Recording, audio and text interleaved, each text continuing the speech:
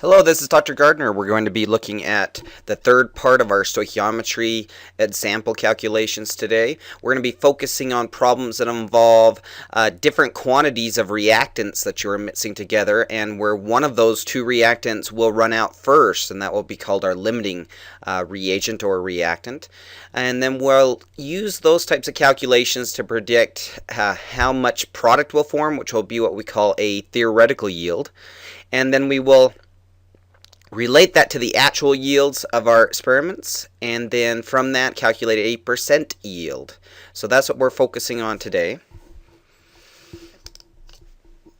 So first of all, let's make sure we define a few things. When I talk about a limiting reagent or a limiting reactant or a limited starting material, we're going to talk about that as the reagent or reactant that will run out first, be used up first. And then we'll talk about excess or extra reagents that will remain at the end of the reaction unused, which will be a different reactant or reagent that we begin with. And we'll be able to find out which is which with the calculations we're doing today. Now, first of all, when I predict the amount of product that might form based on when a limiting reagent runs out, we're going to describe that amount of product as my theoretical yield. That should be the maximum amount of product that I can form if I end up having a pure product after the end of the reaction. Usually we have a little bit less than this theoretical yield when we calculate an actual yield if I have a pure product that I've collected. Okay. Now, our theoretical yield is also assuming that there's no side reactions occurring and that the only reaction occurring is the one that we've written on paper. So you can realize that sometimes the theoretical yield is a little bit unrealistic in more complex situations. But for the sake of this course, we're going to assume usually that there are no side reactions that we need to worry about. Now, in order to understand limiting reactants, I think most of us have probably at some point in our lives played musical chairs. And when you play musical chairs, realize that you have a number of individuals that are walking around a set of chairs to some music usually, and then at the end of the game they sit down, and there's usually a limited number of chairs available and an excess number of people. So in this case we could say the starting reagents, if we were writing a reaction for musical chairs, the limiting reagents would be the 10 chairs. The excess reagent would involve 11 people.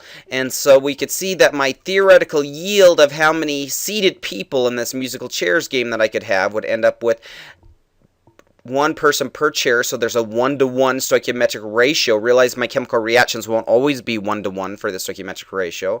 But in this case, since it's a 1-to-1 ratio, for every one chair, one person can seat comfortably, right? So my theoretical yield would be 10 people seated in a chair per person, and my excess reagent, I would have used 10 people up, one per chair, to give me one person without a seat. So my excess amount was one person still standing who's now out of the game.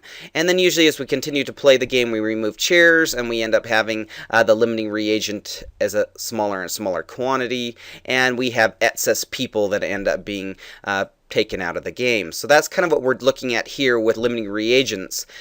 We have one of our reagents runs out first, and then the excess reagent, like the excess people here, we end up with some of them not having a chance to react. And so we don't usually end up with all of those excess reagents reacting unless we add more of the limiting reagent to the reaction conditions that we're looking at. Now, sometimes what we'll do to keep track of a chemical reaction and my limiting and excess reagents is we'll write out a reaction table. So let's write a reaction table for the musical chairs game we just looked at. For the musical chairs game, we knew there was a 1-to-1 stoichiometric ratio between people and chairs, and so I can go ahead and look at this reaction table, and sometimes I'll call this an ICF table, where you have your initial amounts or concentrations of what you're beginning with for your reactants, and then we indicate a change. That's the CICF. The change is how much is going to react, And then when I subtract the changing amounts from the initial amounts, we're going to get a final composition. So initial, change, and final, my ICF table for the 3 rows that I'm writing down. So initially, nothing has reacted yet, so I have 0 products. I have 10 of my chair molecules. I have 11 of my people molecules in my analogy here. They react in a 1-to-1 ratio, so I know the limiting reagent would be the chairs. So all of the chairs react, so I subtract 10 from the number of chairs. Since it's a 1-to-1 stoichiometric ratio, that means 10 people can be seated, so I subtract 10 from the people in that we have in excess, and so we end up with 1 person in excess, and our limiting reactant should be a concentration of 0 after the end of the chemical reaction. Now, since I also have a 1-to-1 stoichiometric ratio for the product for the seated people, we end up having the final composition containing 10 seated people and an excess of 1 person standing. So I can keep track of quantities this way quite readily. Okay. Now, if I wanted to calculate some of these values, I could say, okay, for 11 people, 1 person is going to be seated per chair when we end up having the end product. And so I have a 1-to-1 stoichiometric ratio, like I said, so I can see that I would have, in this case, 11 seated people if all of the first reagent could react. So I'm calculating as if either one of the reagents could react, and I'm seeing which one actually does react. In the other scenario, I can say, well, if I have 10 chairs, well, there's 1 chair per 1 person seated, so I'm doing 2 little mini stoichiometry problems. And so that tells me that if all the chairs were to react, I end up with 10 seated people. If all the people had a chance to react, we end up with 11 seated people. I can't have both of these happening, so whichever one had produced the least is actually what I expect to have had occurred in the limiting reagent problem. So I actually only end up with 10 seated people. I don't get a chance to get the 11th seated person because I ran out of chairs at that point. So this never actually occurred. So I could say that the 10 seated people that I'm predicting based on my limiting reagent, that would be my theoretical yield. And my theoretical yield, if I remember that's from the chairs running out first, I can always say that the chairs are my limiting reagent, and the number of people are an excess, so my excess reagent are the number of people. So I can always say people are in excess, chairs are limiting, my limiting reagent. My theoretical yield is 10 seated people, and I never really end up with, I don't end up with 11 seated people at all because I ran out of chairs after the 10th person was sitting down. So that's kind of what we'd be doing with these types of calculations. We'll predict what's limiting, what's in excess, what's my theoretical yield. You should be able to do all of these for your homework and for the exam. Okay, so let's apply this to our turkey sandwich analogies we've been using in the first 2 parts of these tutorials for this chapter. If I consider making a turkey sandwich again, remember we were using 2 slices of bread, 1 slice of turkey breast, 1 slice of cheese, 2 pieces of lettuce, 3 slices of tomato, and so when we wrote out that reaction, we could write 2 slices of bread, 1 slice of turkey, 1 slice of cheese, 2 pieces of lettuce, 3 slices of tomato yielded 1 sandwich. So there was my chemical reaction, and we could realize that I have the mass quantities for each slice or piece of lettuce, and that's kind of like my molar masses with what we were using in the previous tutorials. Even though it isn't really a molar mass, it's more of a slice mass, but this is our analogy we were using for calculations. So let's try considering scenarios where we have a limiting reagent, where one of the ingredients would run out first and I'd have excess of the other ingredients. So let's assume that we have plenty of bread, plenty of turkey, plenty of cheese, so they're all in excess, but I'm worried either the tomato or the lettuce that I have to build my sandwiches for my sandwich shop might run out first. So here's what I know. I know that out of the 2 ingredients that I'm worried might be limiting, I have 180 grams of tomato, and I have 160 grams of lettuce, and I have an excess of everything else. That means I have plenty of everything else other than the lettuce and tomatoes. So I'm doing a limiting reagent calculation here to predict whether the lettuce runs out first or whether the tomatoes runs out first, and I'm going to determine a theoretical yield of the product that I might form. Theoretically, how many sandwiches can I make? We can only make as many sandwiches as will have the correct ingredients here, so we're not allowed to sell these sandwiches without having lettuce or without having tomatoes, so we'll predict a theoretical yield based on which one runs out first. Okay, so I'm going to do 2 calculations. I'm going to calculate how many sandwiches I can make if I used all 100 180 grams of the tomato. I'm then going to calculate how many sandwiches I can make if I use all 160 grams of the lettuce. When one of those two runs out, that's my theoretical yield. That's the limiting reagent as long as there's still an excess of the other. So let's try doing two stoichiometry calculations here for my limiting reagent problem. The first stoichiometry problem, as I said, would be taking the 180 grams of tomato. So if I look at my tomato slices, I know there's 12 grams per slice. So I'm going to divide by 12 grams per slice. That'll give me my number of slices of tomato. That's 16 slices of tomato at that point. 15 slices of tomato at that point. And then I look at my stoichiometric ratio to write a slice ratio, a little bit like my molar ratios in my chemical reactions. So there's 3 slices of tomato for every 1 sandwich. So I divided by 3 slices of tomato for every 1 sandwich that we produce. And we find that we could produce a maximum of 5 sandwiches if the tomatoes are the limiting ingredient or the limiting reactant in this case. So let's go ahead and write a second stoichiometry calculation if the lettuce were to run out first. So let's consider that. So I have 160 grams of lettuce. I know from my masses that there's 10 grams per 1 piece of lettuce for this sandwich. So we end up with having 10 grams of lettuce for every 1 slice of lettuce. That gives me 16 slices of lettuce to build my sandwich out of. Now my stoichiometric ratio tells me that I have 2 pieces of lettuce for every 1 sandwich. So I'm going to divide by 2 slices of lettuce for every 1 sandwich we produce. And we can see here that that would produce 8 sandwiches. So I had to be careful. I couldn't just glance at the gram quantities and tell what my limiting reagent was, because if you had assumed that you had fewer grams of lettuce, that would be the limiting reagent, you would have been incorrect here. We actually could have produced 8 sandwiches if we'd had an excess of tomatoes, but unfortunately we ran out of tomatoes after we made that 5th sandwich. So my theoretical yield was 5 sandwiches. It's whatever I produce the least of in these 2 calculations. That's because I don't ever get a chance to make the full 8 sandwiches because I had run out of my tomatoes at that point. Now, that's my theoretical yield. The next thing you want to ask yourself is if I'm defining what my limiting reagent was. It's not sandwiches, is it? It's not what you end up with, it's what you started with that was limiting. So the tomato is your limiting reagent. So please don't tell me sandwiches. That would be an odd thing to say. Your number of sandwiches is limiting your number of sandwiches, yet I have students all of the time try to list their limiting reagent as the product, and that's not correct. It's one of the starting materials, it's one of the starting reagents. So the tomatoes are the limiting reagents or the limiting reactants, the limiting ingredient in a sense here. And I would say that my excess reagent, my excess ingredient that I had more than enough of to make these 5 sandwiches was the lettuce. In fact, after I made the first 5 sandwiches, I ran out of tomato and had extra lettuce left over. Okay, so I never did get a chance to make the 8 sandwiches, so I put a nice line through it so I don't accidentally report that ever as an answer because I didn't get to that quantity. First 5 sandwiches, and we had run out of one of the ingredients, one of the reactants. Okay, so those are the types of questions I might ask you, but for chemical reactions.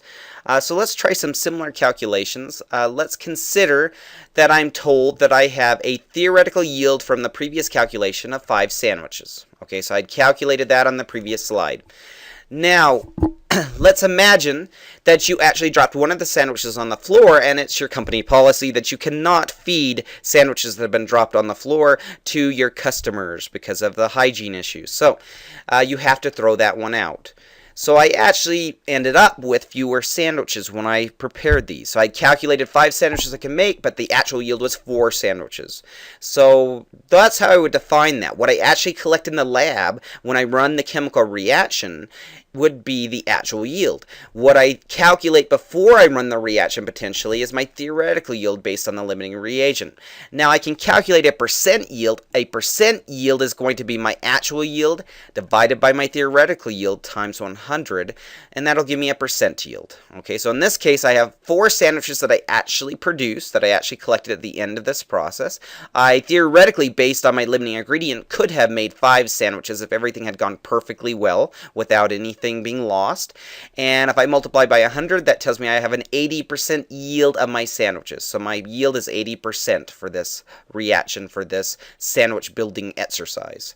Okay, so that's what we're looking at here. Now, sometimes we might be curious how much of the excess reagent was left over. So let's consider looking at that.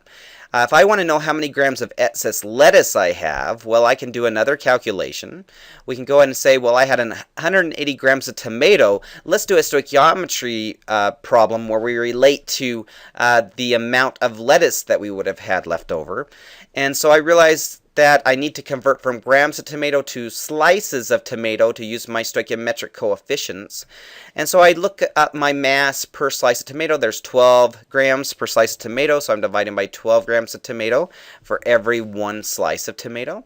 And that tells me that I had 15 slices of tomato. Now I do a stoichiometry problem at this point. I'm looking at the molar ratios, my stoichiometric ratio, and I realize there's going to be 3 slices of tomato for every 2 slices of lettuce. So now I'm comparing one reagent to another reagent to predict how much excess lettuce may have been left over.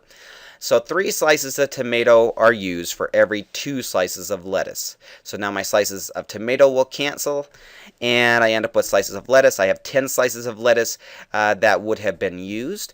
And then if I want to convert to number of grams of lettuce that I had used up, well, I know that there's 10 grams of lettuce for every 1 piece of lettuce here. So I can say, okay, 1 slice of lettuce is 10 grams, and so I end up using 100 grams of lettuce. Now this is what was used. I used 100 grams of lettuce. If I want to find the excess amount of lettuce, then I need to take the grams of the total excess reagent I began with, subtract the grams of the excess reagent that reacted. That's what I just calculated right here.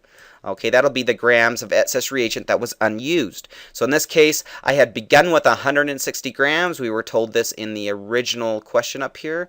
We used 160 grams of the lettuce, and we ended up calculating that only 100 grams of the lettuce would have been used up by the time we ran out of the limiting reagent of the 180 grams of tomatoes.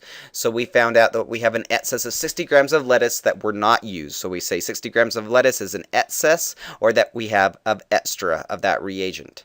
Okay, so that's pretty useful. Now there's more than one way we can calculate this. We calculated this based on how much of the tomato was present, but we could have calculated it a second way. So let's see a second way we could have calculated this. But previously we had determined that I could produce 5 sandwiches. Now if I could produce 5 sandwiches, I can use the stoichiometric ratio that for every 1 sandwich we're going to be using 2 pieces of lettuce. That would help us calculate how much lettuce we were used. So this is a second way I could calculate the amount of excess lettuce that we had. I know for every 1 sandwich, 2 slices of lettuce were used. So then that's 10 slices of lettuce that must have been used. I know 1 slice of lettuce is 10 grams of lettuce. So I could have calculated this way that 100 grams of lettuce were used as well. Now you've seen 2 different ways we could calculate the amount of lettuce used. I actually recommend that you have started with the other ingredient. Here's the reason why. If I had started with the tomatoes, that was a given quantity. I was told how many grams of tomatoes that I had, whereas the amount of sandwiches that we had produced was calculated. So by using the number of sandwiches produced, I had one additional calculation, one extra step where I may have made an error in a calculation. And so if I had calculated incorrectly how many sandwiches were produced, then I would have calculated incorrectly how much lettuce was used. Whereas if I used the number of grams of tomatoes, I didn't have to calculate it, it was given, so I only rely on one calculation for my answer, and there's just fewer steps that I might have made an error on. You can go ahead and do it either way as long as you've correctly calculated the number of sandwiches. Like I said, that just gives you one more chance for a mistake. So it's not usually my preferred choice when I set up these calculations, but both calculations should work if you've done everything correctly. Okay, now that I know how many grams of lettuce I began with, which was 160 grams, and we know we used up 100 grams, well, we calculate the same way, that there would be 60 grams of lettuce in excess. Okay, if I've done everything correctly, we should be good here. I also see sometimes when you have this additional calculation step, if you had gone from products to the amount of excess reagent, sometimes you guys will introduce a rounding error, so there's also another source of error. So again, I probably would have calculated it the previous first way I showed you from the grams of the other reagent because it was given in the problem. Now, let's look back at my ICF tables when I have a reaction table with my initial change and final amounts of everything in a reaction. So let's look at an actual reaction here where we have ethane, a hydrocarbon fuel that's present in natural gases. This fuel is going to burn in oxygen to form carbon dioxide and water vapor. So we're assuming a complete combustion reaction. It's also a redox reaction. Now, if I consider that I begin with 4 molecules of the fuel of the ethane and 20 molecules of diatomic oxygen, and if I'd like to find out which one is limiting, which one's in excess, and how much is left over in the final component mixture, we can do a couple of stoichiometry calculations. So just like we were doing with the sandwich example, we can go ahead and look at this, and we can do 2 stoichiometry questions. I'm going to go ahead and calculate how much product might form if all 4 molecules of the fuel reacts. I'm also going to calculate how much product might form if all 20 molecules of the oxygen gas reacts. So you notice I'm starting with molecules rather than grams or moles, but I can relate stoichiometric ratios to my coefficients to the number of molecules, as well as I could relate it to moles. Okay, so if I begin with 4 molecules of ethane, I know that I could, in this case for my stoichiometric ratio, that 2 molecules of ethane from the stoichiometric ratio, from my coefficient of 2 here, could react for every 4 molecules of carbon dioxide that would form. So it's a 2 to 4 ratio. I could have simplified this to 2 to 1, but I prefer to leave the ratio not simplified so that I can relate the 4 to my coefficient in front of the carbon dioxide and the 2 to my coefficient in front of the ethane, and it will give me the exact same answer whether I simplify it or not. So if I go ahead and take 4 times 4 divided by 2, we end up with 8 molecules of carbon dioxide that would be produced if all of the fuel reacts. Now I need to make sure that's the limiting reagent by seeing how many molecules of carbon dioxide might form if all 20 molecules of my oxygen gas had a chance to react. So if I start with 20 molecules of oxygen gas, well, I know from my coefficient here, my stoichiometric ratio will be 7 to 4. 7 molecules of oxygen gas will react for every 4 molecules of carbon dioxide that form.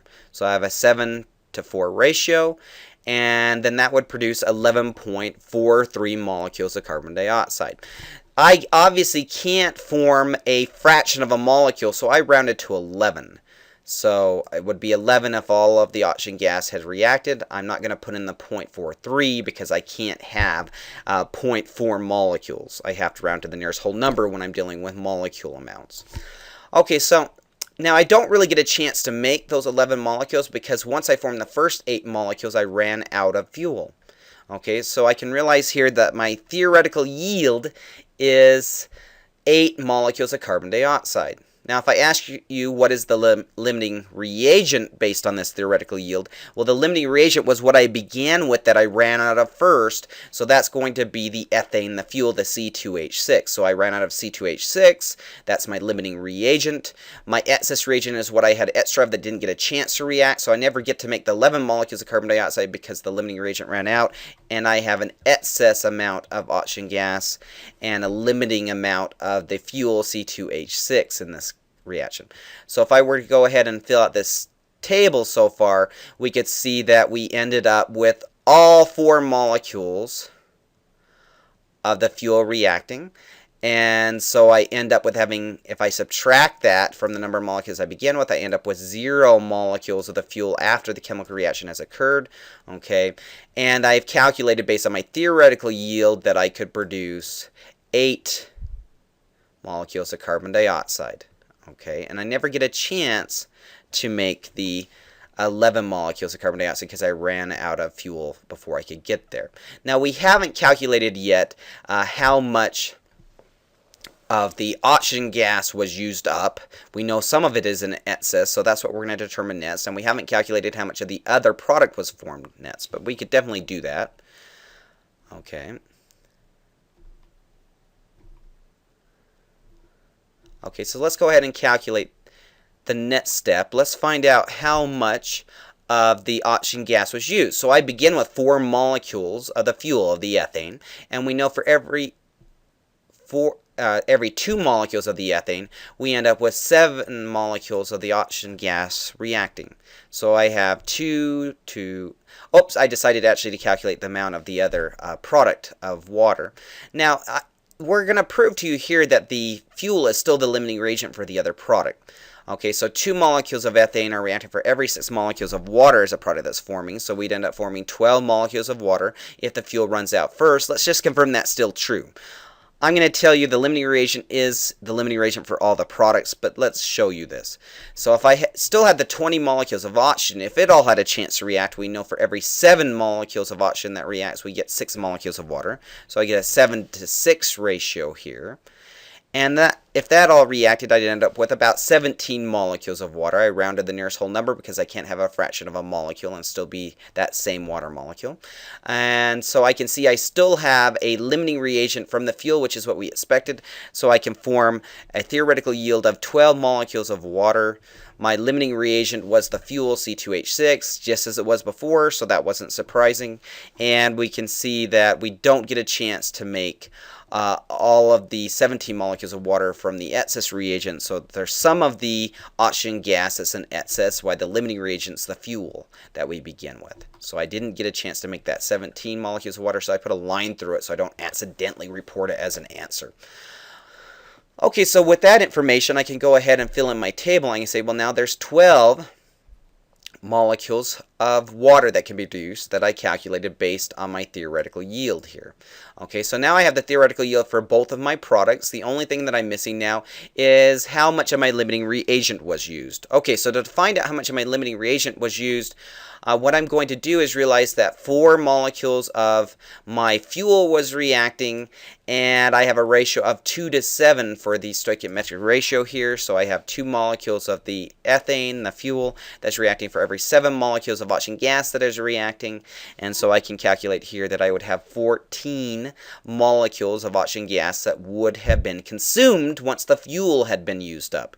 So I can basically say then that my change, how much reacts of the oxygen gas, would be 14. Subtract that from 20. That would give me my number of excess molecules.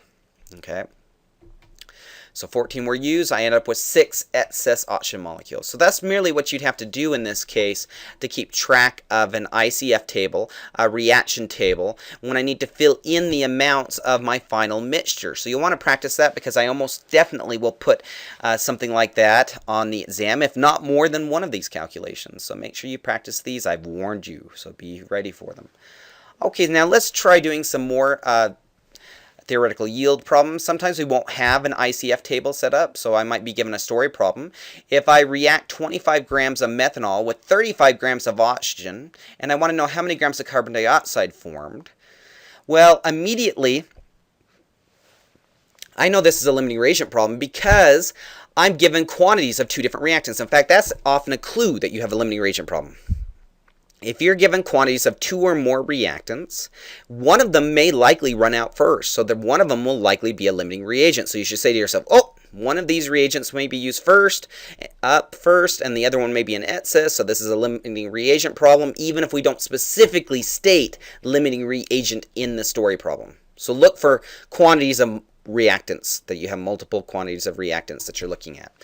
Okay, so I want to find out what my limiting reagent is, how much of my product of carbon dioxide in grams forms, and I'd like to know what my excess reagent is. So we're going to go ahead and burn our fuel. This fuel in this case is wood alcohol, also known as methanol. It's quite toxic. It metabolizes in the body to form formaldehyde, which would attack your optic nerve for one situation, and so a few ounces of this can make you go blind. More than that can kill you because of toxicity as it metabolizes formaldehyde. Now in this case, I gave you the molar masses of everything to help you get started, but I expect you could still calculate these molar masses if you needed to for each of the reactants and products. What I might ask myself is, what should I do first here? Well, remember, before I ever start calculations using a chemical reaction, I need to make sure it's balanced. Many cases it won't be coefficients that are all ones. So balance your chemical equation first. Always make sure it's balanced in case the coefficients haven't been balanced for you yet. So in this case, if I balance the chemical reaction, I get coefficients of 2, 3, 2, and 4. So I had to balance those. If you need to, you could write out an element inventory and keep track of everything to carefully determine that. Okay, once I have a balanced chemical reaction, then I'm ready to set up my stoichiometry problem for the limiting reagent calculation. I'm going to do 2 calculations here with my limiting reagent problem because I have quantities of 2 different reactants that may, one or the other, be the limiting reagent. I have to decide which. So I'm going to do 2 calculations. First of all, I'll start out with my grams of methanol. I was told that I have 25 grams of methanol. My methanol is CH3OH. So I have 25 grams of CH3OH. I know the molar mass for CH3 H3OH is 32.05 grams per mole, so I divide by the molar mass to get to moles. Okay, so once I get to the moles of methanol, then I look at my stoichiometric ratio, and I'd like to compare to how much carbon dioxide I could form, so it's a 2-to-2 ratio. Even though I can simplify that to 1-to-1, I go ahead and write it as 2-to-2, so I remember it's coming from these stoichiometric coefficients in the balanced equation. So every 2 moles of the methanol that reacts, I produce 2 moles of carbon dioxide. And if I want to find out how many grams of product that I form, and that's what I asked for, grams of the product of the carbon dioxide, I go ahead and multiply by the molar mass of carbon dioxide, which is 44.01 grams of carbon dioxide, as I gave you in this problem. Okay, so that goes ahead and tells me that if the methanol is the limiting reagent, then I would form 34 grams of carbon dioxide. But I'm not sure if this is my theoretical yield or not. The methanol could still potentially be my excess reagent. So I'm going to go ahead and calculate how many grams of product of carbon dioxide would form if the oxygen was used up first. So if I had started with 35 grams of oxygen gas, and I take the molar mass of oxygen gas being 32 grams per mole because it's diatomic, I can divide by my 32 grams per mole. Remember, that's 16 times 2 because of the diatomic molecule. Divide by that many grams per 1 mole of oxygen gas. That would give me the moles of oxygen gas I started with. And then my stoichiometric ratio will be my 3 moles of oxygen gas for every 2 moles of carbon dioxide that would form. So I get a 3-to-2 ratio. So in this case, then I would convert to grams by multiplying by my molar mass of carbon dioxide. So the last step in these calculations are identical. We would find then in this case that if the oxygen is the limiting reagent, I would form 32 grams of carbon dioxide. So I want you to notice with the problems we've been working, sometimes the reagent that has the fewest number of grams is the limiting reagent, but sometimes the reagent that has the most number of grams can be my limiting reagent. Both are possible, so I still need to check this every time. I can't just look at the gram quantity and assume that the smaller quantity is the limiting. Here it was an excess. So I know my theoretical yield was based on whichever one of these two values was the smallest. So the smallest value here was the 32 grams of carbon dioxide. So that's my theoretical yield in this case. And then I might ask myself, well, what was the limiting reagent? Now realize the limiting reagent, sometimes students will accidentally try to tell me that it's CO2. The products are not my limiting reagent. Your limiting reagents are your starting materials. They're your reactants. So my limiting reagent here is actually the oxygen. The oxygen is used up first. It's the starting material. It's the reagent I begin with. It's the reactant I begin with, and it was used up first. So it's my limiting reagent. Oxygen is the limiting reagent.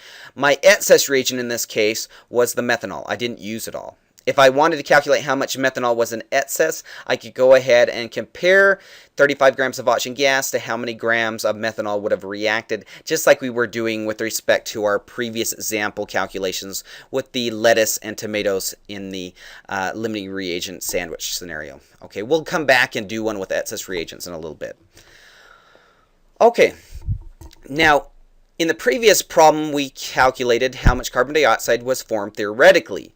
Okay, let's go ahead and find out how many grams of water would be produced.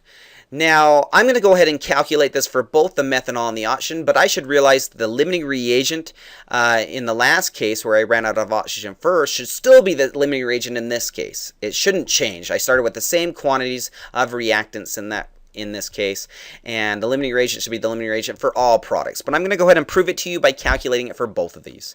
So if I started with 25 grams of my methanol, and I know there's 32.05 grams of methanol for every 1 mole, I convert it to moles. My molar ratio now is between methanol and the other product, the water this time. I'm interested in how much water could form. So it's a 2-to-4 ratio. I could have simplified it to 2-to-1, but I'd like to leave it unsimplified so I know it comes from the coefficients of 2 and 4, so I know where that's coming from if I come back and look at this problem later. I multiply by the molar mass of the product I'm interested in. In this case, that's the H2O, so that's 18.02 grams per mole. And then we're going to end up having, in this case, once I cancel all my units, 28 grams of water would form if all of the fuel, if all of the methanol, the wood alcohol, if it all had reacted. Now, we're predicting it's still in excess. That's a good prediction. So let's just double check that and convince ourselves. So if 35 grams of oxygen is still my limiting reagent, and I still know it's diatomic, so it's 32 grams per mole, so I divide it by the molar mass for diatomic oxygen, and so that's how many moles of oxygen I have. Now this time I have a 3 to 4 ratio for my stoichiometric ratio because I'm looking at oxygen versus my water molecules. Then if I multiply by the molar mass of water again, I can see that I would produce, in this case, for my theoretical yield, 26 grams of water. Now I know this is my theoretical yield because it's still the smaller quantity. Now if you recognize that your limiting reagent is still the limiting reagent for all the other products, and if we're sure we did the first calculation correctly, we could have skipped the calculation here for the methanol entirely if I'd recognized that, but I just wanted to prove to you that the limiting reagent for the carbon dioxide was still the limiting reagent for the water vapor that we produced. Okay, and so oxygen gas is still the limiting reagent. The methanol, the fuel, the alcohol is still my excess reagent. Okay, now let's look at a different reaction. Let's consider sulfuric acid reacting with sodium hydroxide to produce sodium sulfate and water. And I'm starting with 50 grams of sulfuric acid and 50 grams of sodium hydroxide. So here there's no temptation at all to look at the gram quantity of a starting material that might be less and guessing it might be the limiting reagent, which could potentially be completely incorrect, by the way. So here I just have 50 grams of both. So I need to calculate which one of those would be the limiting reagent with respect to the salt that we're forming, the sodium sulfate. Now you should recognize this is a double displacement reaction, and it's also an acid-base neutralization reaction. My acid, the sulfuric acid, is reacting with the sodium hydroxide to form a salt and water. So my acid-base neutralization reactions will often form a salt and water. So the cation in the salt is from the base, the sodium, and the anion is from the acid, the sulfate. One of the very first things I should recognize I should do here is make sure I have a balanced equation. This equation is not balanced yet, so I need to balance the coefficients. And I recognize that I'm going to need 2 sodiums here, and that I'm going to have 2 sodium hydroxides. I'm going to go ahead and have 2 hydroxides to cancel out and neutralize the 2 protons, the 2 hydrogen cations, to form 2 water molecules. So I need to put a 2 in front of sodium hydroxide and 2 in front of H2O. And now if I check my element inventory, I'd see this is balanced. Okay, so I'm going to go ahead and find the number of grams of sodium sulfate produced, and then I'm going to ask myself, what is the limiting reactant? Is it the sulfuric acid that's limiting and used up first, or is it sodium hydroxide that's limiting it by being used up first? Okay, so I went ahead and calculated the molar mass for you for each of these reactants, and then that'll save you a little bit of time, but on a test you might have to calculate these molar masses, so make sure you practice and that you can calculate the correct molar mass on this slide. Okay, so if I begin with 50 grams of sulfuric acid, let's calculate how much sodium sulfate would form if the sulfuric acid is the limiting reagent.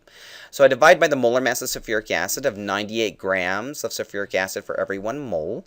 And then I know for every 1 mole sulfuric acid, I'm going to produce 1 mole sodium sulfate. And so it's a 1-to-1 stoichiometric ratio. If the coefficients aren't shown, that meant we assumed it was a 1, right? And then I can take the molar mass of sodium sulfate of 142 grams, multiply that by the number of moles we produced, and we would calculate, once we cancel all of our units, we would calculate that we have 72 grams of sodium sulfate that would form if the sulfuric acid runs out first, if it's the limiting reagent.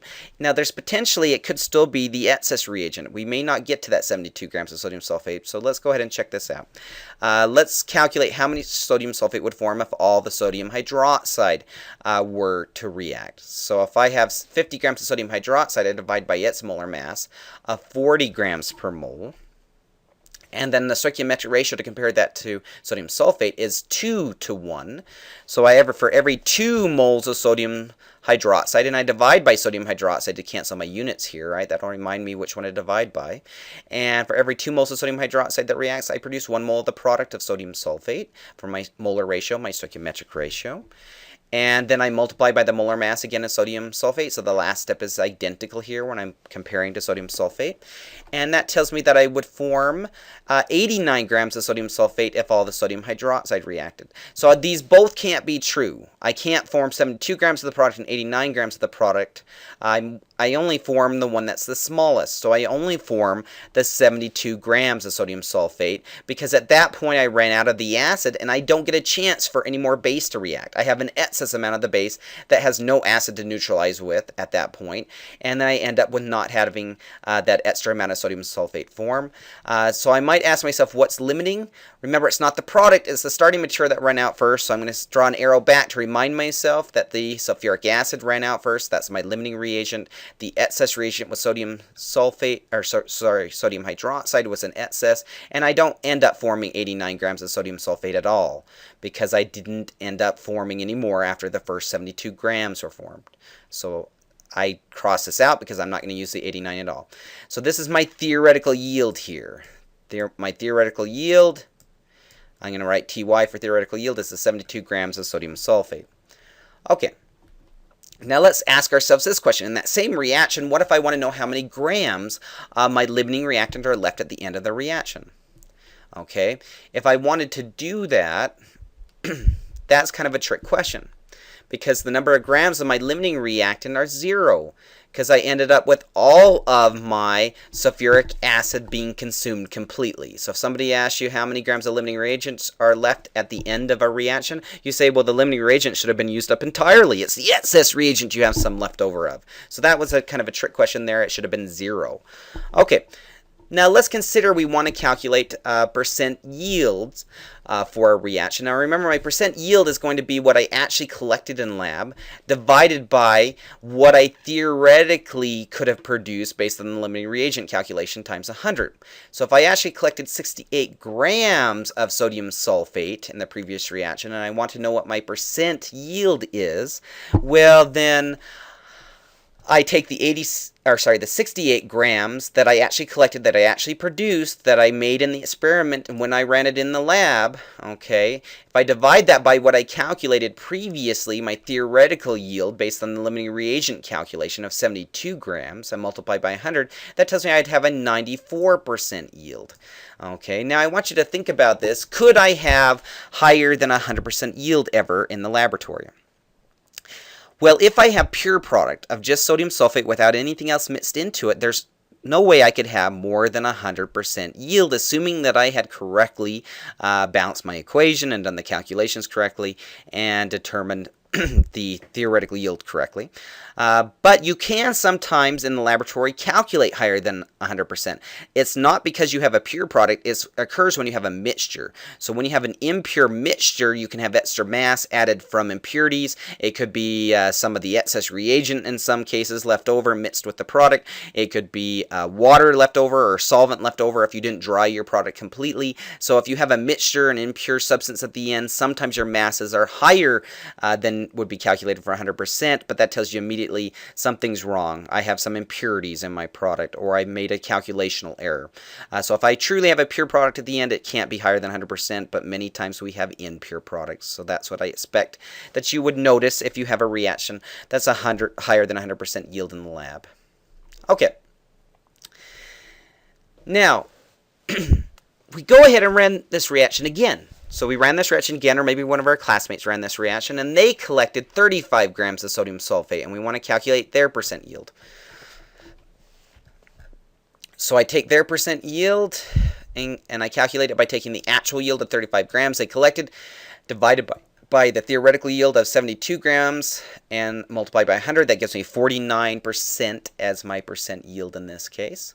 Okay, and so that was pretty useful. There was 2 different scenarios. Sometimes my yields are high, sometimes they're low. Shouldn't be greater than 100% unless I have impurities present, like a solvent. Maybe it's not dry. It could have water content left in it, things like that. So there may be some labs where we have you dry your products for a week or so before you come back and weigh them to try to get it close to the actual percent yield. Now, let's say we ran the same reaction here, and you end up maybe spilling a little bit of the product at some point, but when you weigh the product, we get 108 grams of sodium sulfate. So we know in this case that the grams is too high. So if we calculated the percent yield, if I had an actual yield of 108 grams, sorry, in this case, so we didn't spill and lose some. That wasn't the scenario here that we had to worry about. But if I had 108 grams I collected and we calculated only 72 grams could be collected, we'd get 150% yield. Like I said, that would indicate that I have a mixture. So I have a mixture of some type.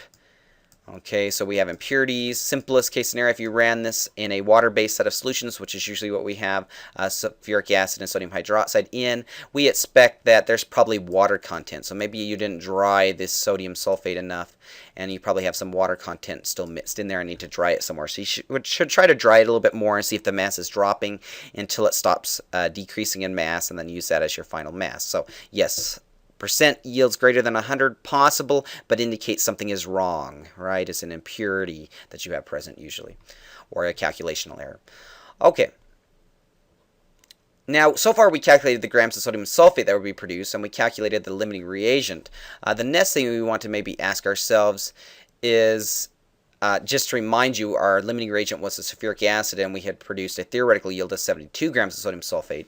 The next thing I want to ask is how many grams of the reactant, which is not the limiting reactant, so how much of the excess reactant was left unused at the end of the reaction? How much excess sodium hydroxide was left over? So I usually will pick, to start with, I could have started with the 72 grams of sodium sulfate and back calculated to find out how much sodium hydroxide was used, but that introduces all these extra steps where I may have made an error. So I usually will start with the other reactant, the sulfuric acid that was the limiting reactant. I say, okay, well, if 50 grams of sulfuric acid reacts, how many moles is that? So I divide by the molar mass of sulfuric acid, 98 grams per 1 mole, and then I recognize for every 1 mole of sulfuric acid that reacts, I end up with 2 moles of sodium hydroxide react. So I'm going to compare one reactant to the second reactant to see how much of the second reactant, the sodium hydroxide, was used. So I have a 1 to 2 ratio. That's how many moles of sodium hydroxide we predict was used theoretically. Okay, and then I take the molar mass for sodium hydroxide at 40 grams per mole. So for every 1 mole sodium hydroxide, 40 grams would have reacted. Okay, that tells me then that 41 grams of sodium hydroxide should have reacted, and I had begun with 50 grams of sodium hydroxide. So if I want to find the excess reagent, I take the initial amount of the excess reagent of 50 grams, subtract the 41 grams that I had calculated here, and I find that the excess amount of reagent should be 9 grams of sodium hydroxide. Okay, so that's how much sodium hydroxide that we should have had in excess. Okay, so for today's tutorial, we'll stop here. We'll have a few more examples we'll look at in the future, but this is a good stopping point because you've learned how to determine limiting reagents, excess reagents, the amount of an excess reagent. You've determined how to find theoretical yield, your actual yield, and your percent yield. This will all be very useful for doing your homework calculations. Okay, have a great day, everybody.